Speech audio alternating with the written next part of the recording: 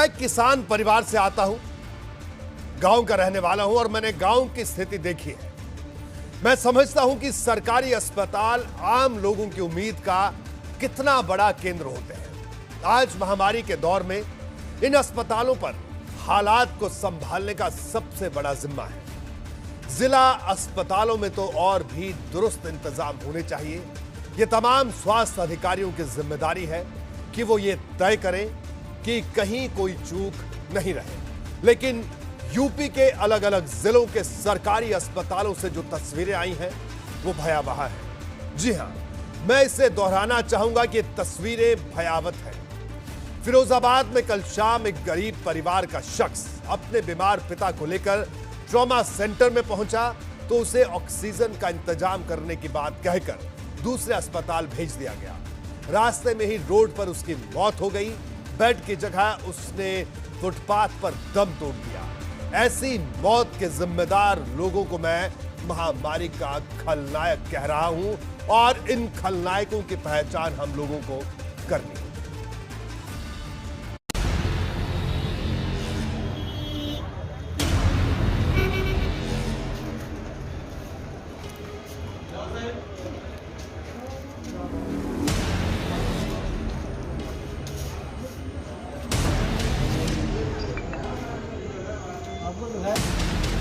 सड़क पर दम तोड़ते आम आदमी की तस्वीर सिहरा रही है।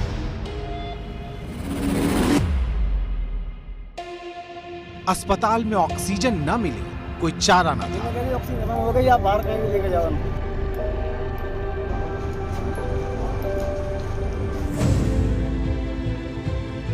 फुटपाथ का बिछौना सरकारी बेड का सहारा न था। सड़क पे ही बैठाए हो? हाँ, सड़क पे बैठे।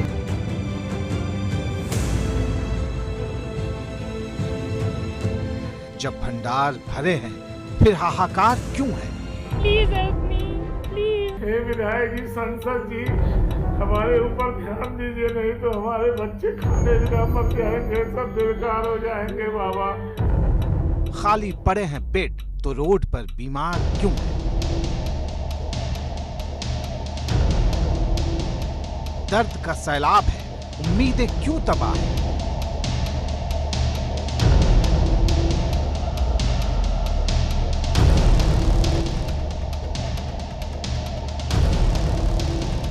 महामारी की कोढ़ में अव्यवस्था की खाज।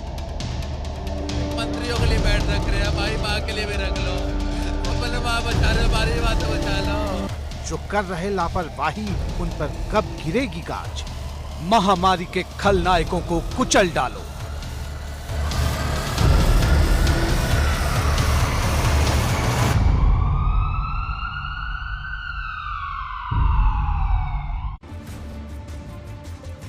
गाजीपुर से आज एक ऐसी तस्वीर आई जिसने मुझे बुरी तरह से झकझोर दिया है।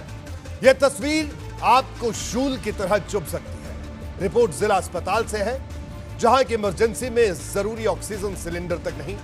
डॉक्टर कह रहे हैं कि मेरे आगे मरीज ऑक्सीजन की कमी की वजह से दम तोड़ रहे हैं। इमरजेंसी के डॉक्टर ने तो एबीपी गंगा के कैमरे पर यहां तक कह दिया कि अगर ऑक्सीजन का सही इंतजाम नहीं हुआ तो मेरे लिए इस्तीफा देना ही बेहतर।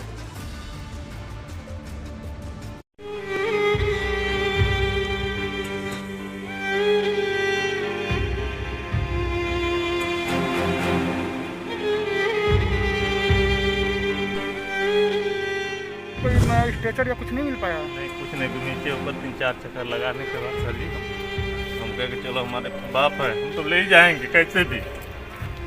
वैसे तो इधर उधर दौड़ रहा हूँ, कोई डॉक्टर नहीं मिल रहा है। कि नहीं कोई डॉक्टर भी आए, कम से कम देख तो ले कि मेरे पिता कैसे हैं, मगर कोई देखने नहीं आया। अंत में मेरे पिता मर गए। तो मैं जो नीड है वो तो मैं दे सकता, अगर नहीं है तो मैं ऐसी नौकरी करने में रिजाइन देकर चला जाऊँगा यहाँ से।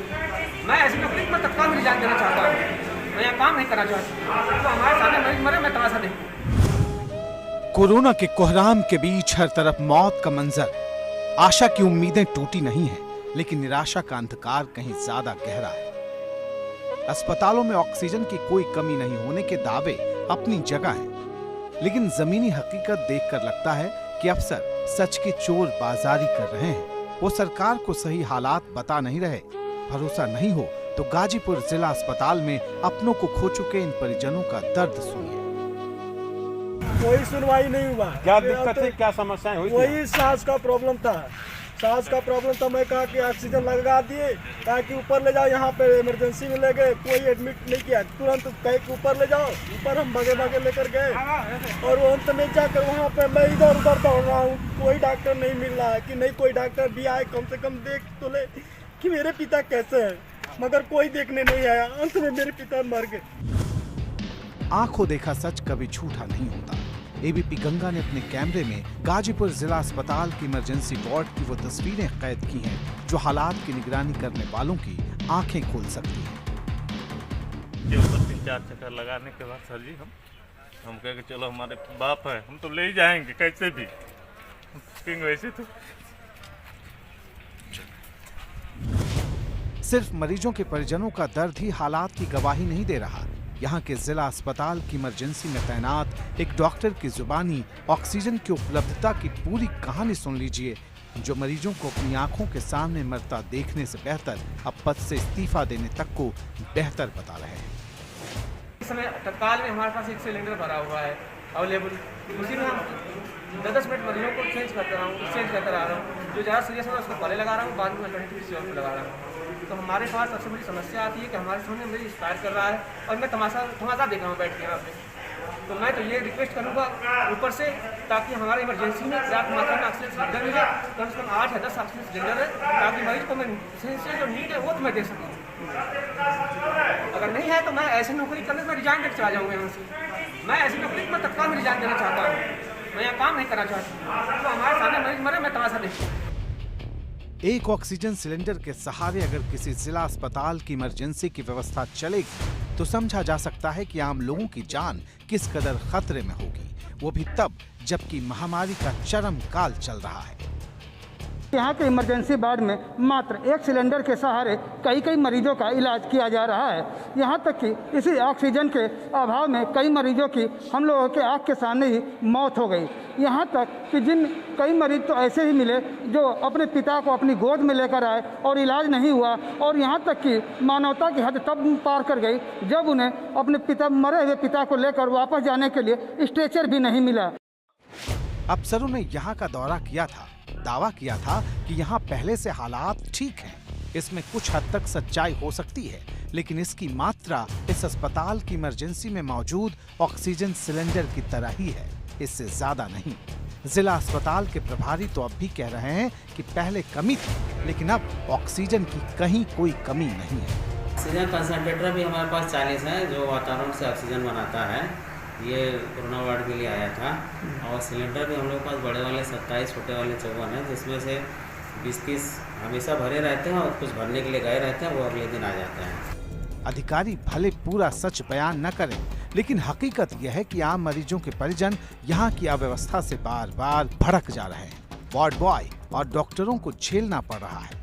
अब मरीजों की दिन रात सेवा में जुटे इन कोरोना योद्धाओं को ऐसी हालात में समझ में नहीं आ रहा वो नौकरी छोड़ दें या फिर ड्यूटी। एबीपी गंगा के लिए गाजीपुर से अनिल कुमार की रिपोर्ट। देखिए, गाजीपुर की रिपोर्ट मैंने आपको दिखाई। दरअसल मैं आपको बता दूं कि ऐसा नहीं है कि यहां पर सिलेंडर नहीं पहुंच रहे हैं ऑक्सीजन के। समस्या यह है कि ऑक्सीजन के सिलेंडर तो पहुंच रहे हैं, लेकिन उसके बाद उन सिलेंडर का जो डिस्ट्रीब्यूशन है, यानी आगे उन सिलेंडर को जिस तरह से डिस्ट्रीब्यूट करना है, जिस तरह से उनको हर किस बेड पर लगाना है, किस वार्ड में लगाना है, किस तरीके से लगाना है, ये काम स्थानीय अस्पताल प्रशासन का है, जिसकी जिम्मेदारी सीएमएस की या सीएमओ की जिले के स्तर पर बनती है। लेकिन कई जगह पर, जिसकी एक बानगी हमने गाजीपुर की दिखाई कि किस तरह से गाजीपुर के एक सरकारी अस्पताल में एक डॉक्टर कह रहा है कि साहब मैं इस्तीफा दे दूंगा, मैं ऐसे काम नहीं कर सकता। तो आप सोचिए, सरकार ने सिलेंडर उपलब्ध करवाया, ऑक्सीजन उपलब्ध करवाई, पूरे देश में, पूरे प्रदेश में ऑक्सीजन को लेकर हर व्यक्ति हाहाकार मचा हुआ, हर व्यक्ति यही पूछ रहा है ऑक्सीजन नहीं है। लेकिन बताइए साहब, यहां पर ऑक्सीजन है, ऑक्सीजन का सिलेंडर है, लेकिन जिन जिम्मेदार डॉक्टरों और जिन प्रशासनिक अधिकारियों की जिम्मेदारी है अस्पताल में उस ऑक्सीजन के सिलेंडर को लगाना, उस ऑक्सीजन के सिलेंडर को इस तरीके से लगाना ताकि मरीज को ऑक्सीजन मिल सके, वो लोग अपना काम नहीं कर रहे। तो आप सोचिए, ये सालों की सली गली हुई ये पूरी की पूरी व्यवस्था है, इस व्यवस्था का ये दोष है। हमारे साथ कुछ खास मेहमान जुड़े हुए हैं, हमारे साथ डॉक्टर स्वाति महेश्वरी जुड़ी हुई हैं, उनसे हम बात करेंगे। इसके अलावा हमारे साथ देहरादून से अजीत सिंह राठी भी हमारे साथ जुड़े हुए हैं, हमारे देहरादून के ब्यूरो चीफ, और साथ ही साथ अनुभव हमारे साथ जुड़े हुए हैं, अनुभव शुक्ला लखनऊ से, उनसे भी हम बात करेंगे। और इसके अलावा हमारे साथ नितिन उपाध्याय भी जुड़े हुए हैं आगरा से। सबसे पहले डॉक्टर स्वाति आपके पास आऊंगा। डॉक्टर स्वाति, ऑक्सीजन को लेकर पूरे देश भर में ऑक्सीजन आप किसी टेलीविजन चैनल को खोल के देखिए, किसी अखबार को उठा लीजिए, हर जगह दिखता है ऑक्सीजन की कमी। उत्तर प्रदेश देश का सबसे बड़ा प्रदेश, इतनी बड़ी आबादी, और इस आबादी को स्वास्थ्य सुविधा उपलब्ध करवाना बिल्कुल इस सरकार ने हमेशा हर सरकार के लिए चुनौती रही है। लेकिन बड़ा सवाल यह है कि जब इस संकट की घड़ी में गाजीपुर के एक अस्पताल की स्थिति मैंने दिखाई, वहां पर एक डॉक्टर कह रहा है, डॉक्टर स्वाति समझिएगा आप, एक सरकारी अस्पताल में तैनात डॉक्टर जो कि सालों से अपनी सेवाएं दे रहा है, वो कह रहा है मुझे नहीं करना इस अस्पताल में काम, मैं इस्तीफा दे दूंगा। क्यों? क्योंकि आप सोचिए, ऑक्सीजन के सिलेंडर तो पहुंच रहे हैं, लेकिन उन ऑक्सीजन के सिलेंडर का जो आगे डिस्ट्रीब्यूशन करना है, जो सीएमएस की जिम्मेदारी है, सीएमओ की जिम्मेदारी है, वो लोग अपना काम नहीं कर रहे हैं। ये क्या स्थिति है, क्या कहेंगे आप इस स्थिति को डॉक्टर स्वाति? रोहित जी, मैं यही कहूँगी कि आपने तो एक अस्पताल की जो इस वक्त दुर्दशा दिखाई है, वो शायद इस वक्त सभी अस्पतालों की दुर्दशा है। और अगर मैं बोलूँ कि इस मुश्किल वक्त में न केवल आम जनता बेबस है, आज के दिन डॉक्टर भी बेबस हैं। अगर आप सोचिए कि हम लोग, मैं देखिए 20 साल से ज़्यादा का मेरा प्रोफेशनल कैरियर हो चुका है और कितने महामारी मैंने और पहले भी देखे हैं, लेकिन ऐसा मंजर मैंने कभी नहीं देखा और इतनी बेबसी एक डॉक्टर के अंदर मैंने कभी नहीं देखी। और इस वक्त भारत के सभी डॉक्टर्स आपको इस बात के लिए बोलेंगे कि हम बेबस फील कर रहे हैं। हमें समझ नहीं आ रहा है कि हम कैसे अपने मरीजों को बचाएं, कैसे उन लोगों को बचाएं जो हमने सीखा है इतने सालों में। वो विद्या जो हमारी है, वो हमें ऐसा लग रहा है कि जैसे बस ऐसे ही हमारे सामने आंखों के लोग जो मर रहे हैं, हम बहुत ज़्यादा बेबस फील कर रहे हैं। हमने एक घर के अंदर हम अस्पताल बना रहे हैं इस वक्त। आप सोच सकते हैं कि इतनी बड़ी इमारतें, इतने अस्पताल, इतने संसाधन होते हुए भी आज हमें लोगों के घरों के अंदर अस्पताल बनाना पड़ रहा है। हमें मरीजों को यह समझाना पड़ रहा है कि कोई बात नहीं अगर बेड नहीं मिल रहा, कोई बात नहीं अगर आपको जो है सर्विसेज प्रोवाइड नहीं हो रही, कैसे भी हम आपको घर में बचाने की कोशिश करेंगे। पर कहाँ तक बचाने की हम कोशिश करेंगे? अल्टीमेटली हमें ऑक्सीजन चाहिए, अल्टीमेटली हमें दवाइयाँ चाहिए, हमें मेडिसिन चाहिए। अगर ये सब चीज़ें नहीं होंगी तो कैसे हम जिंदगी को बचाएंगे? और आप देख रहे हैं कि इस वक्त भारत में जिस तरह से मृत्यु दर बढ़ रहा है, ये साफ तौर से दिखा रहा है कि संसाधन नहीं है, सर्विसेज प्रोवाइड नहीं हो रही हैं, लोग। लेकिन डॉक्टर स्वाति, स्थिति ये है, जिस अस्पताल की हम बात कर रहे हैं डॉक्टर स्वाति, उत्तर प्रदेश में कई जगह ऐसी स्थिति है, ऑक्सीजन है अस्पतालों में, ऑक्सीजन पहुंचाई गई है, लेकिन उस ऑक्सीजन को जिसे कहा जाए कि उसको लगाना, मरीजों तक वो ऑक्सीजन पहुंचे, वो व्यवस्था वो कागजों में उलझी हुई है। ये अपने आप में हैरान नहीं करने वाली बात है, पूरी व्यवस्था पर सवाल उठाती है। इसीलिए बिल्कुल उठाती है। और इसीलिए देखिए, केवल ये सोच लेना कि ऑक्सीजन आ गई है या ऑक्सीजन है, यहीं पर ये बात खत्म नहीं हो जाती। जब तक वो ऑक्सीजन उस व्यक्ति तक नहीं पहुंचती जिसको उसको जरूरत है, तब तक ये लड़ाई लड़नी पड़ेगी आपको। आप वहां पर बैठ नहीं सकते हैं। आप ये नहीं सोच सकते हैं कि आज ऑक्सीजन का टैंकर मेरे हॉस्पिटल के बाहर खड़ा है तो मेरी सारी समस्याएं दूर हो गई। नहीं, आपको और ज्यादा प्रयास करने होंगे। आपको देखना होगा कि आपका सिस्टम कैसे अलाइन होगा, बिल्कुल डॉक्टर स्वाति, तो ये अपने आप में बड़ी चुनौती है। जान बचाना बहुत अहम है। बहरहाल आप हमारे साथ बने रहिए, आपके पास मैं दोबारा लौटूंगा। एक बार जल्दी से रुक करेंगे, अनुभव के पास चलते हैं। लखनऊ से अनुभव मौजूद हैं। अनुभव, हालांकि अब अगर पूरे उत्तर प्रदेश की बात करें और लखनऊ की बात करें तो जिस तरह से मुख्यमंत्री ने नए निर्देश जारी किए हैं और ज्यादा सख्ती की है। व्यवस्था को और दुरुस्त करने की जो कोशिश हो रही है वो कोशिश एक तरफ रंग लाती हुई दिख रही है, लेकिन दूसरी तरफ ऐसी अव्यवस्थाएं जो गाजीपुर अस्पताल की नजर आई, ये अपने आप में एक बड़ी चुनौती है। अनुभव, देखिए बिल्कुल, आज जब मुख्यमंत्री ने बैठक की टीम 11 की तो उनका सारा फोकस ऑक्सीजन को लेकर ही था और ये भी जानकारी दी गई कि उत्तर प्रदेश में 64 ऐसे ऑक्सीजन के टैंकर बड़े बड़े हैं और इनमें 20 ऐसे हैं जो सीधे ऑक्सीजन प्लांट से अस्पतालों में ऑक्सीजन पहुंचा रहे हैं। तो कुल अगर हम देखें तो 64 बड़े ऑक्सीजन टैंकर हैं जो दूसरी जगहों से ऑक्सीजन प्लांट से ऑक्सीजन ला रहे हैं और जिन जिन अस्पतालों में ज़रूरत है वहाँ पर ये ऑक्सीजन पहुँचाने का काम कर रहे हैं। लेकिन उसके बावजूद देखिए, ज़िला अस्पतालों की अगर बात करें, वहाँ पर ट्रेन लोग नहीं है, टेक्नीशियन है नहीं, वहाँ पर जो हम कहें ट्रेन स्टाफ होना चाहिए वो है नहीं, ये भी एक बड़ी वजह है। और जिनको जिम्मेदारी मिली है वो जिम्मेदार अपनी जिम्मेदारियों को निभा नहीं रहे हैं। आप इस तरह से समझ सकते हैं कि 3 अस्पतालों का मैं नाम लूँगा। लखनऊ में चक गजरिया में कैंसर इंस्टीट्यूट था जी, सैफई में इतना बड़ा सैफई आयुर्विज्ञान संस्थान है और इसके अलावा रायबरेली में एम्स हॉस्पिटल है। अगर जो जिम्मेदार अधिकारी हैं स्वास्थ्य विभाग के, अगर उन्होंने चाहा होता तो इन्हीं 3 अस्पतालों को इस तरीके से पहले से बना चुके होते कि आज यहाँ अचानक से बेड बढ़ाने की जरूरत नहीं आती। आज जब इतनी बड़ी महामारी आ गई तब आप जाग रहे हैं, कहीं 50 बेड, कहीं पर 100 बेड, कहीं पर 80 बेड और कई सारी जगहों पर तो ऑक्सीजन प्लांट है लेकिन वो बंद पड़े हैं। सफाई में ऑक्सीजन प्लांट है वो बंद पड़ा है। तो जो जिम्मेदार अधिकारी थे वो अब तक आंख मूंदे बैठे थे और जब इतनी बड़ी महामारी आई, जब इतना बड़ा बिल्कुल अनुभव, तो ये अपने आप में एक बड़ी चुनौती है। बिल्कुल अनुभव मैं आपको रोकूंगा। जल्दी से पश्चिमी उत्तर प्रदेश का हाल जानते हैं। आगरा से नितिन हमारे साथ मौजूद हैं। नितिन, पश्चिमी यूपी की अगर बात करें, आगरा की बात करें, किस तरह की स्थिति है? देखिए, बिल्कुल कहा जाए महामारी का चरम काल है। आज मंगल का दिन है, कहा जाए पूरी तरह से अमंगलमय रहा है। भले ही सरकारी आंकड़ों में आज 11 मौत दिखाई गई हैं, सरकार झूठ बोल रही है, प्रशासन झूठ बोल रहा है, लेकिन 11 का जो आंकड़ा है ये भी बहुत बता रहा है कि काफ़ी बढ़ गया है, क्योंकि पिछले 2-3 दिनों तक ये 3 या 4 से ज़्यादा नहीं दिखाते थे।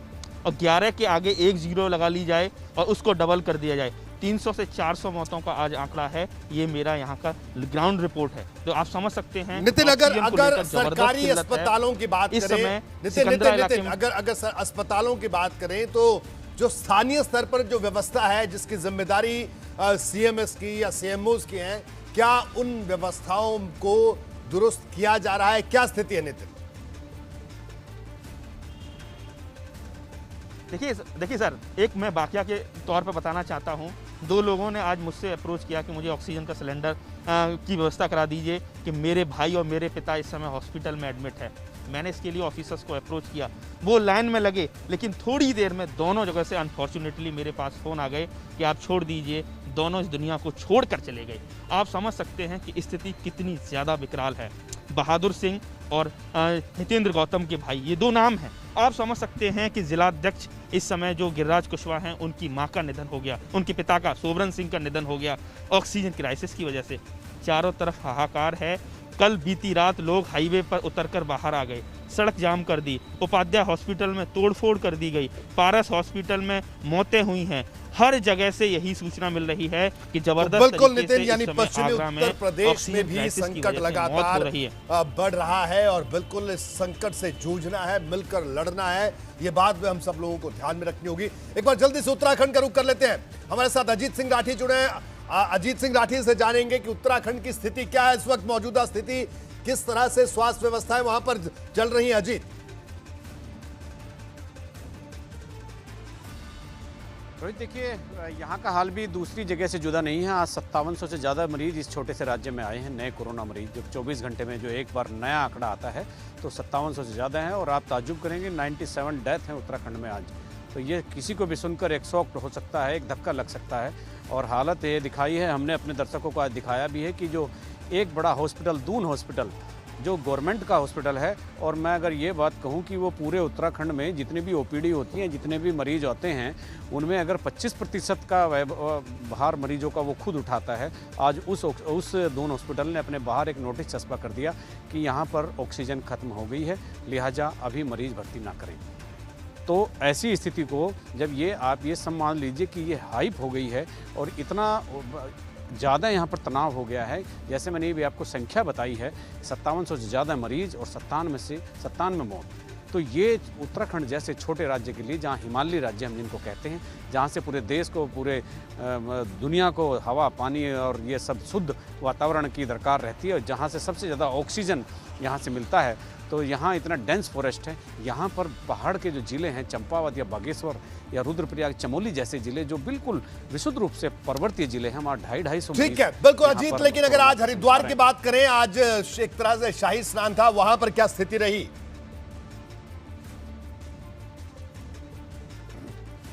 जी बिल्कुल, वहाँ भी रोहित 1000 से ज़्यादा मरीज आज आए हैं। और चूंकि आज शाही स्नान खत्म हो चुका है और कल से वहाँ पर कर्फ्यू, जिलाधिकारी से बात हुई शाम के समय, तो उन्होंने कल से कर्फ्यू के वहाँ पर आदेश कर दिए हैं। तो कल से वहाँ कर्फ्यू लगने जा रहा है। लेकिन जो आंकड़े, जैसा अभी मेरे साथी दूसरे साथी बता रहे थे आगरा से, नितिन, तो वो कहते हैं कि जो सामने जो आंकड़े आ रहे हैं वो जो हकीकत है वो उससे कुछ जुदा है, वो उससे कुछ और है।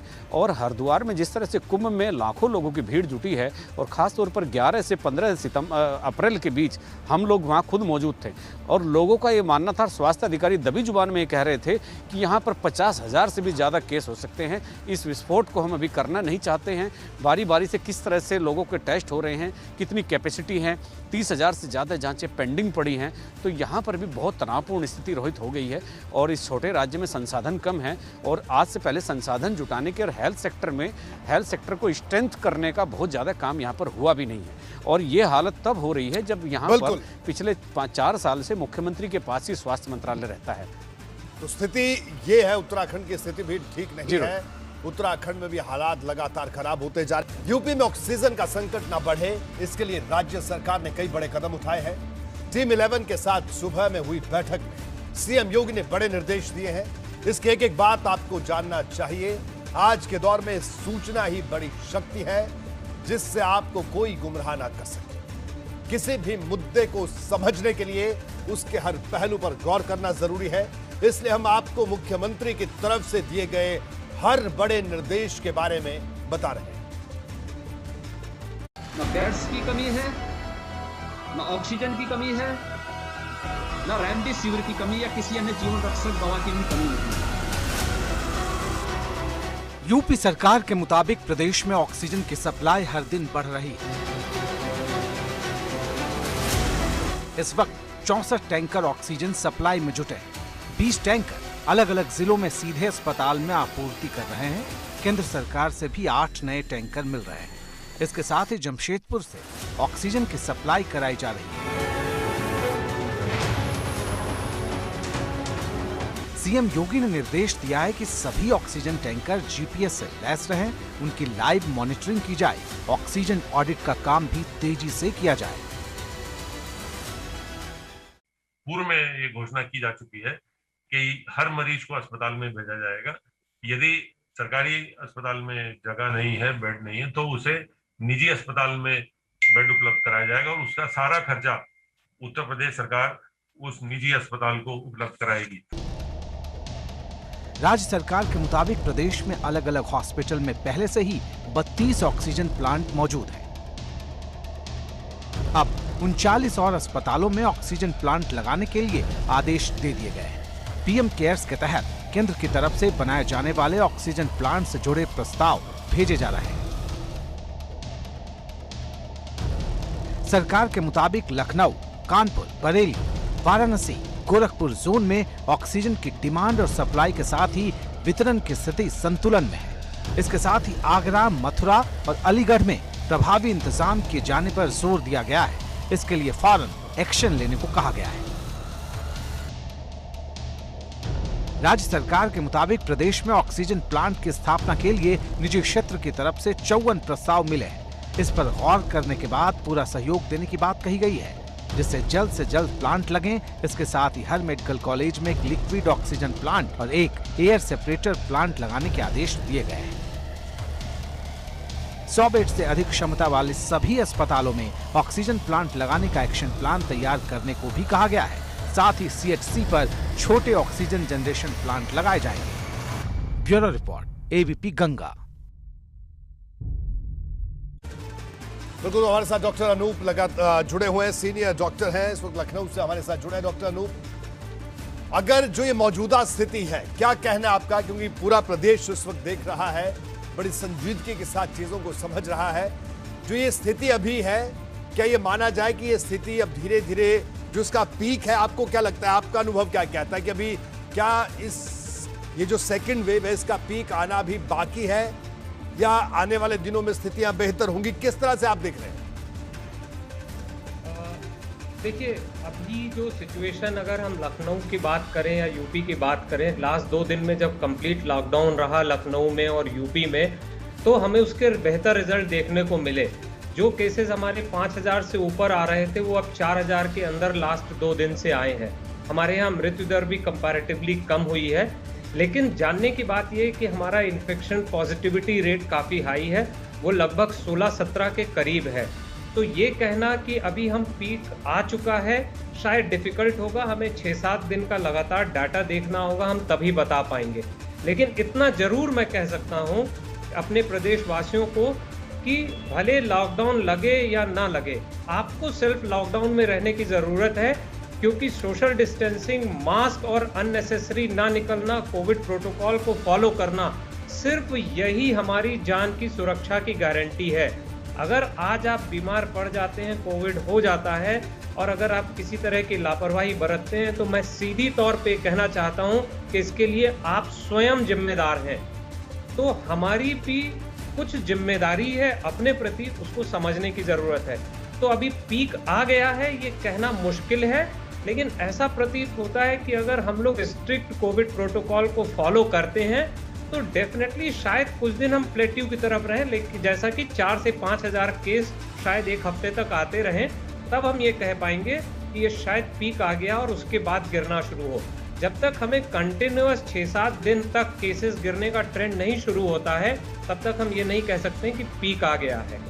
इसके अलावा मैं आपके माध्यम से लोगों को और शासन को एक बात और बताना चाहता हूं कि बार बार मैं रिपोर्ट्स देखता हूं मीडिया में भी, न्यूज़ में भी, और स्वाति जी ने भी अभी इस बारे में बताया कि प्राइवेट अस्पताल की कुछ अपनी समस्याएं हैं और सरकारी अस्पतालों की भी कुछ अपनी समस्याएं। समय 30% हेल्थ वर्कर वो स्वयं कोविड से जूझ रहा है।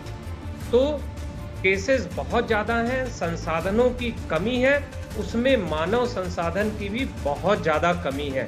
तो ये हम सबको समझना होगा कि हम लिमिटेड रिसोर्सेज के साथ में सभी लोग काम कर रहे हैं, और अगर सब लोग उसमें साथ मिल के सहयोग देंगे तो इस सुनामी से हम पार पा जाएंगे, नहीं तो हमारे पास सिर्फ रिहेबिलिटेशन का मौका रहेगा। डॉक्टर अनूप अग्रवाल, मैं आपको रोकूंगा। बड़ा महत्वपूर्ण और संजीदा विषय पर आपने बात की।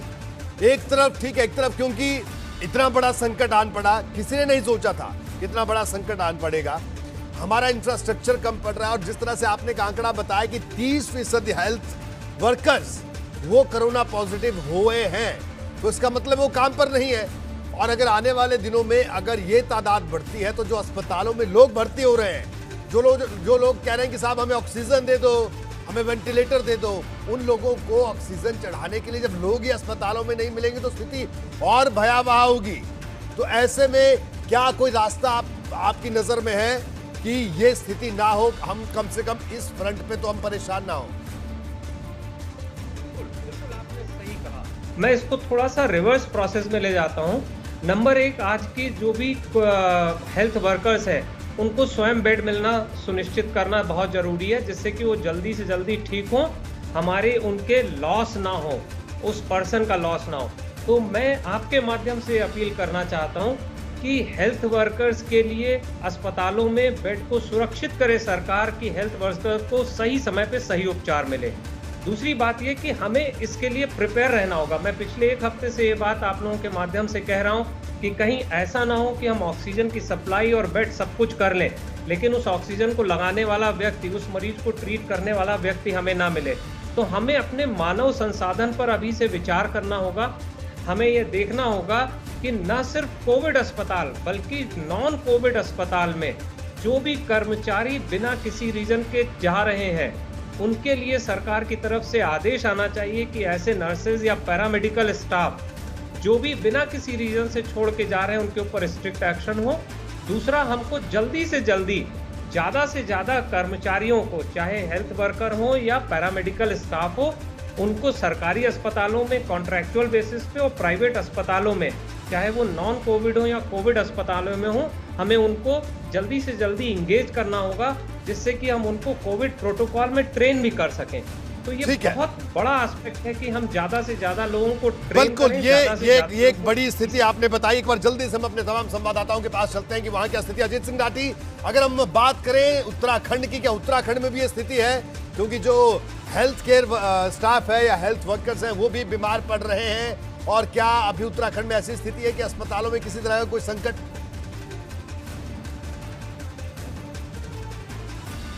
रोहित, देखिए, डॉक्टर अनूप ने जो बताया है ना, वो एक ऐसी शाह हकीकत है जो सभी के सामने नहीं आ पा रही है।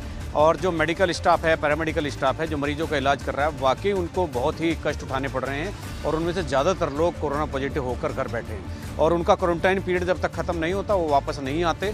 और मानव संसाधन की मेडिकल सेक्टर में तो पहले से ही बहुत भारी कमी है, और उत्तराखंड जैसे छोटे राज्य में आप बहुत अपेक्षा नहीं कर सकते। यहाँ 3 मेडिकल कॉलेज पिछले 3 साल से निर्माणाधीन पड़े हैं, जो गवर्नमेंट को बनाने हैं, जहाँ से MBBS करके या दूसरी डिग्री लेकर के डॉक्टर तैयार होने थे।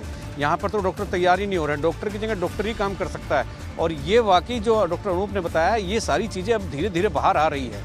लेकिन अभी तक तो जो ये चिकित्सा का मानव संसाधन था, ये अभी तक पूरे जोर से लगा हुआ था। बिल्कुल। अब जब इनके गिरने की स्थिति आएगी तब वाकई बहुत बड़ी मुसीबत हमारे सामने होगी। बिल्कुल, आपने बड़ा मौलिक सवाल उठाया कि जहां पर डॉक्टर तैयार होने थे वो कॉलेज ही तैयार नहीं हुए। ये दुर्भाग्य है उत्तराखंड का कि वहां पर डॉक्टर नहीं बनते, मेडिकल कॉलेज नहीं बनते, क्योंकि अगर मेडिकल कॉलेज नहीं बनेंगे तो डॉक्टर कहां से तैयार होंगे। लेकिन मुख्यमंत्री वहां पर बनते रहते हैं, सरकारें वहां पर बदलती रहती हैं।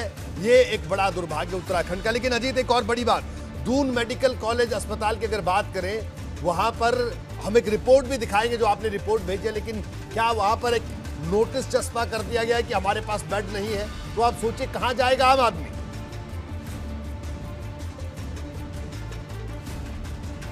जी बिल्कुल, देखिए रोहित, आपने बहुत सही बात कही है कि यहाँ जो चीज़ें नहीं मिलनी चाहिए वो मिल रही हैं, जो मिलनी चाहिए वो नहीं उपलब्ध हैं। और मैं अभी अब उनका जिक्र भी कर देता हूँ। अल्मोड़ा, रुद्रपुर और हरिद्वार में 3 मेडिकल कॉलेज बनने हैं अलग अलग, और ये तीनों ही निर्माणाधीन हैं। और MCI अल्मोड़ा का तो निरीक्षण भी कर चुकी है, वहाँ नॉर्म्स पूरे नहीं मिले। और इसके अलावा जो अभी आपने बात कही है, जो ये मैं फिर एक बार अपनी बात को दोहरा रहा हूँ, दून अस्पताल एक ऐसा गवर्नमेंट हॉस्पिटल है उत्तराखंड में जो बहुत ज़्यादा नहीं तो पूरे राज्य में एवरेज 25% मरीजों को देखता है। आप ये देखिए कि यहाँ पर इतनी मॉब रहती है, इतना क्राउड रहता है मरीजों का सामान्य दिनों में भी, कि यहाँ चूँकि फैसिलिटी बहुत है, राजधानी का अस्पताल है, अगर उसके बाहर ये एक नोटिस चस्पा हो जाता है कि बेड नहीं है, ऑक्सीजन नहीं है, तो आप सोचिए कि बाकी हरिद्वार, उधम सिंह नगर, नैनीताल और जो हिल्स डिस्ट्रिक्ट हैं हमारे, रुद्रप्रयाग, चमोली, वहाँ क्या स्थिति रही होगी जब राजधानी में सबसे बड़ा हॉस्पिटल, और राजधानी का नहीं पूरे प्रदेश का सबसे बड़ा गवर्नमेंट हॉस्पिटल है, वहाँ पर ये क्राइसिस हो रहा है, तो बाकी जगह भी ये क्राइसिस होगा। गवर्नमेंट दावा कर रही है। आज ही मुख्यमंत्री ने सैलाकुई में एक ऑक्सीजन प्लांट का निरीक्षण किया, और वो ऑक्सीजन प्लांट पहले चल रहा है। लेकिन ABP गंगा ने पहले बताया एक बहुत महत्वपूर्ण बात, रोहित, मैं आपके सामने बता रहा हूँ, कि जब पिछला पेंडेमिक आया था उसके बाद में ऑक्सीजन प्लांट लगाने के लाइसेंस लिए थे लोगों ने कि हम ऑक्सीजन प्लांट लगाएंगे। यहाँ भी 10 से ज़्यादा लाइसेंस लिए गए थे, लेकिन एक भी प्लांट नहीं लगा। अब प्लांट की जरूरत पड़ रही है, तो अब उन फाइलों को निकाला जा रहा है। आप देखी जा रही है, तो ये स्थिति बड़ी विकट है। जल्दी से आपको दिखाते हैं देहरादून के जिस दून मेडिकल कॉलेज अस्पताल की हम बात कर रहे हैं, वहां की ग्राउंड रिपोर्ट हमने दिखाई है। आइए उस पर एक नजर डालें। शासन प्रशासन भले ही ये दावा कर रहा हो कि उत्तराखंड की स्वास्थ्य व्यवस्थाओं को चरमराने नहीं दिया जाएगा, लेकिन मैं इस वक्त देहरादून के यानी कि उत्तराखंड के भी सबसे बड़े सरकारी अस्पताल दून अस्पताल में हूँ। चस्पा कर दिया गया है, ऑक्सीजन बेड नहीं है।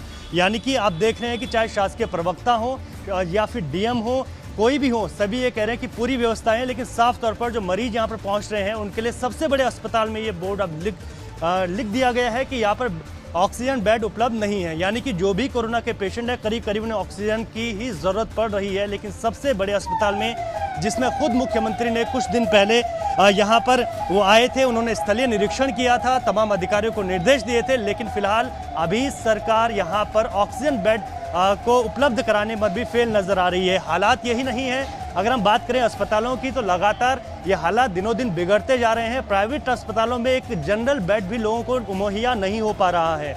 वहीं अगर हम बात करें तो जो यहाँ पर लोग पहुँचे हैं उनसे हमारी बातचीत हुई है, उनका ये कहना है कि अगर जो भी जिसकी भी यहाँ पर डेथ हो जा रही है उनसे करीब 10,000 16,000 रुपये लिए जा रहे हैं उनको उनके शव का दाह संस्कार करने के लिए। तो इस तरीके से स्वास्थ्य व्यवस्थाएं पूरी तरीके से उत्तराखंड में ध्वस्त हो चुकी हैं।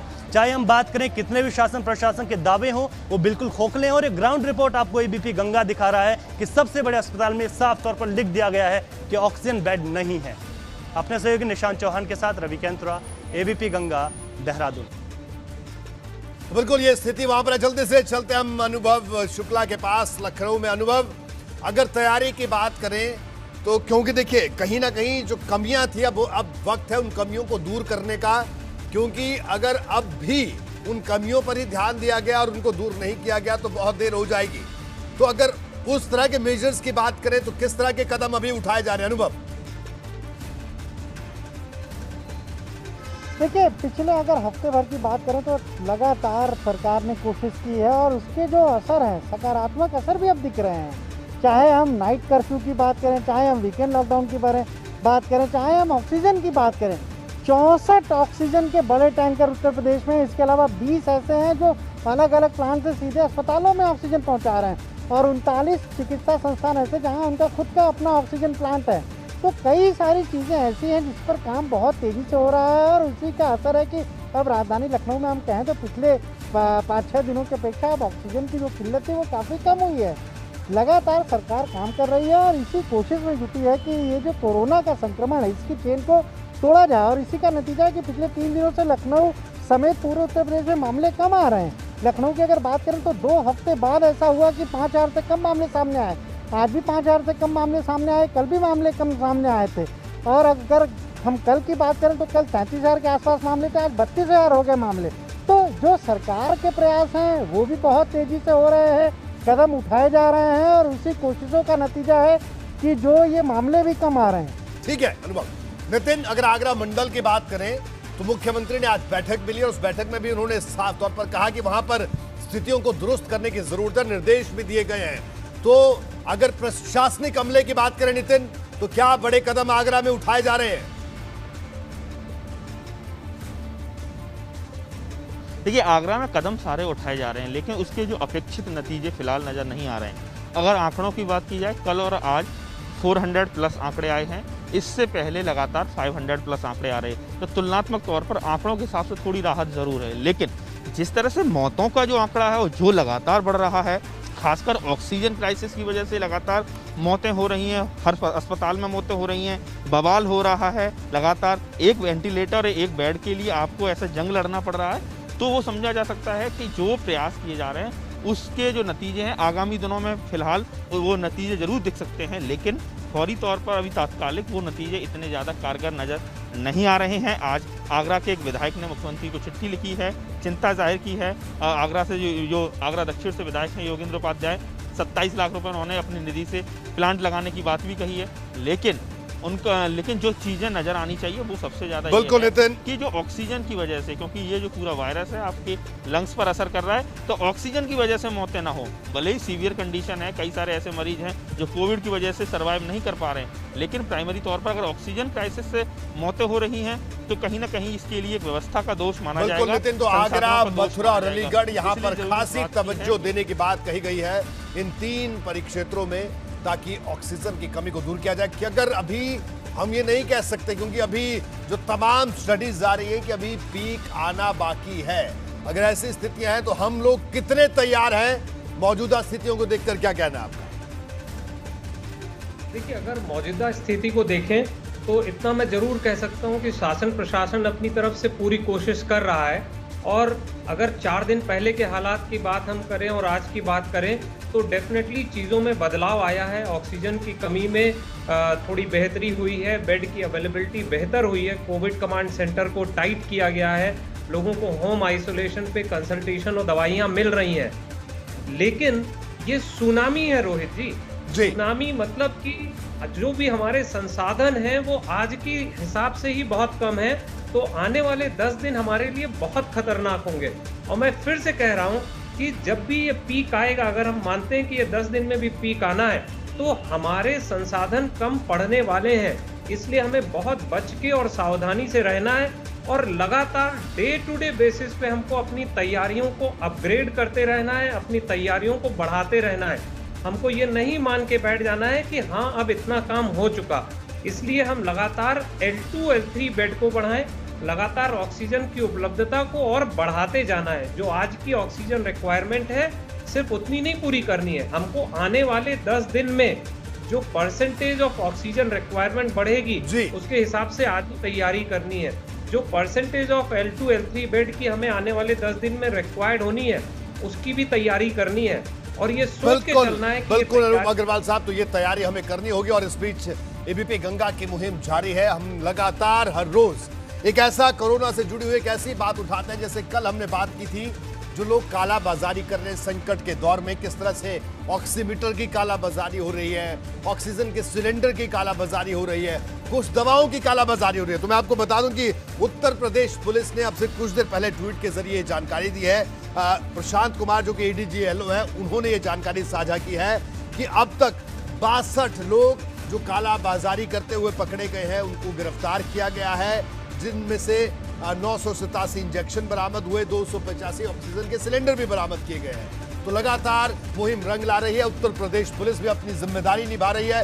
देखिए ये संकट का दौर है और इस दौर से हम लोग मिलकर बाहर निकलेंगे। बिल्कुल, अगर इस दौर से बाहर निकलने के लिए आम जनता, शासन, प्रशासन सबकी मदद करेगी, सबका सहयोग करेगी, क्योंकि मिलकर इस जंग को जीतना है। लेकिन जो लोग, खास तौर पर ऐसे लोग जो कि असल गुनहगार हैं इस पूरी व्यवस्था में छिपे हुए, उन लोगों को भी हम सामने लेकर आएंगे, उनके गुनाहों का भी हिसाब हर रोज करेंगे। तो बहरहाल आज बात तो चुभेगी में इतना ही। तमाम मेहमानों का बहुत बहुत शुक्रिया हमारे साथ जुड़ने के लिए। कल दोबारा इस वक्त आपसे होगी मुलाकात, तब तक मुझे इजाजत दीजिए और आप स्वस्थ रहिए, सोशल डिस्टेंसिंग का पालन करिए और मास्क का इस्तेमाल जरूर करिए। इसी के साथ दीजिए इजाजत। नमस्कार।